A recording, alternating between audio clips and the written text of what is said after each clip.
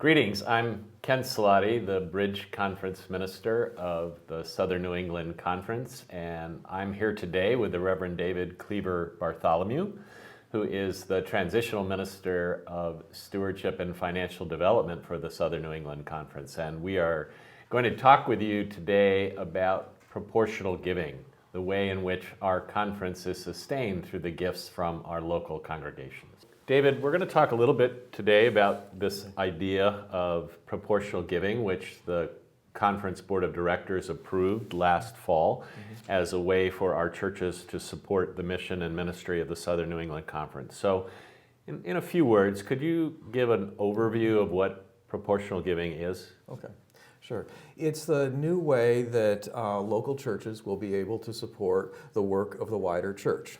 Okay.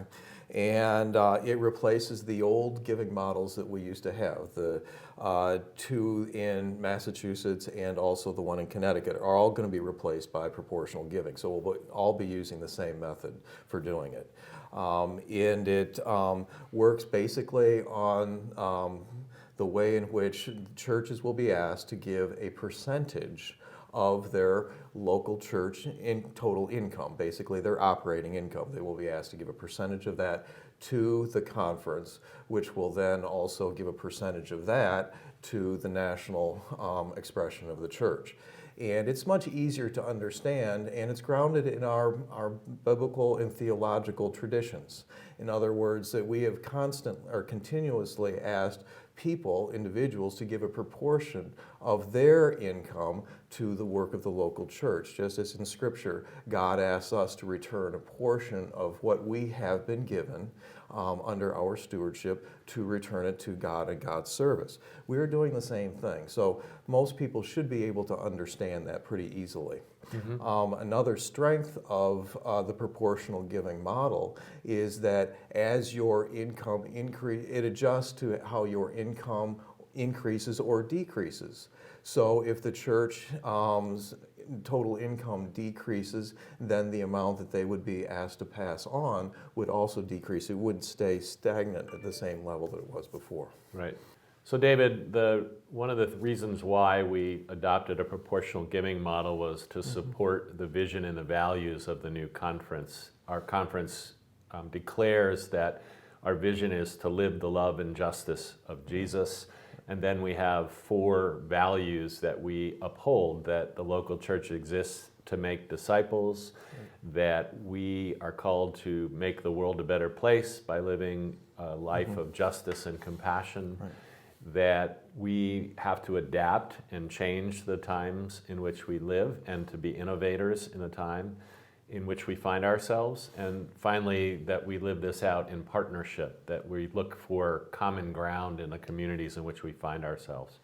So how is it that this proportional giving model will sustain those vision and values? What about proportional giving excites you for our congregations, and what we hope, how will this excite local congregations to get behind our vision and values? Right.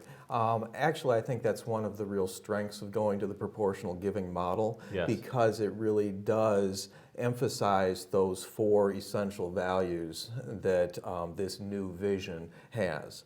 One is that we want to enact the love and justice of Jesus. Okay, proportional giving is just. It's a very just way or equitable way of supporting the conference. Can I ask you a question about that? How is it just? What do you mean by that? Well, because it's done on a proportional basis, everybody is asked to give a proportion of their total income to support the conference. So the bigger churches with larger resources are supporting it in a larger way because of but it's all proportional. Right. And the same thing with the local church. It's also highly relational, and it's loving and caring. And we're all about the love of Jesus, so we're enacting that core value as well. It also ensures that we all are part of this body known as the Southern New England Conference. So as we all rise or fall together. Okay, so it's relational in that sense. The strength of the body is dependent upon the strength of the individual parts.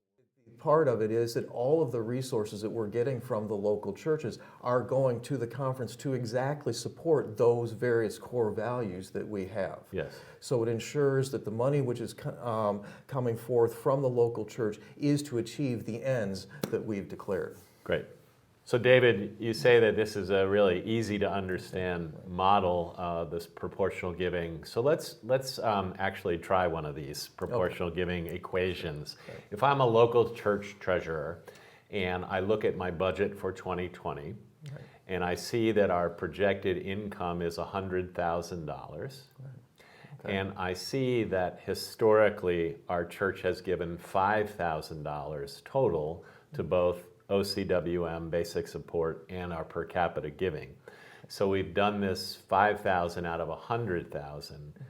How do they get to the percentage giving to the wider church, the proportional giving? What would that look like in that scenario? Right. Okay.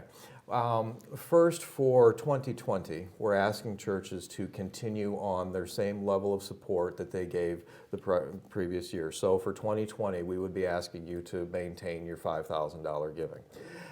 And then the proportional part of it is you would take that $5,000 and you would divide it into your overall income.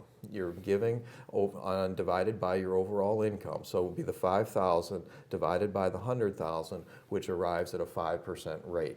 Okay. Okay, that is your giving percentage, your giving rate.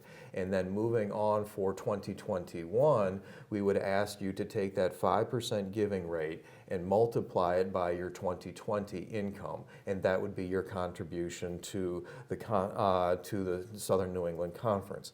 Now, with the caveat, I would say that I'm thinking that people are going to be so excited about what we are doing here that they are not going to want to just stay at their regular rate, that they are going to want to increase slowly but surely as they can the amount of money, that percentage rate, so that in the following year they might step up to a 6%. Okay. And then a 7%, yes, and then an 8%, and hopefully keep going, right. Well, we do ask our congregants to try to tithe. Right. Okay, which is 10%. Yes. Okay, I would hope that our congregations would try to do the same thing. Great. That over time they would take steps up to 10% if they could, because we're going to be doing some really wonderful things. Yes, we are. And we have the resources within our congregations, and they're going to see that this is a worthwhile investment. Yes. And they're going to want to do that. Great. So that's what I'm hoping. Wonderful. One of the questions that's been raised about proportional giving is, does this mean that our gift to the national setting will change? So can you say a word about, in the proportional giving, does that include gifts beyond the Southern New England Conference? Yes, absolutely. It includes gifts beyond the Southern New England Conference. And the Southern New England Conference will determine what proportion it is that will go on to the national setting. So just as local congregations are being asked to give proportionally, the Board of Directors of the Southern New England Conference will determine what proportion of our harvesting of resources will be sent along to the national setting for the important work that they do. Exactly, exactly. As a matter of fact, like I say, you can see a clear line from the way in which the local church is asking the individual members to give to the local church on a proportional basis. The conference is asking the local churches to give to the conference on a proportional basis, and the conference is being asked to give a proportion to the national setting of the church. It's consistent all the way through. Excellent. People will have more questions. We haven't answered everyone's question today. People have more questions. So what resources are available to find out more about proportional giving in the Southern New England Conference?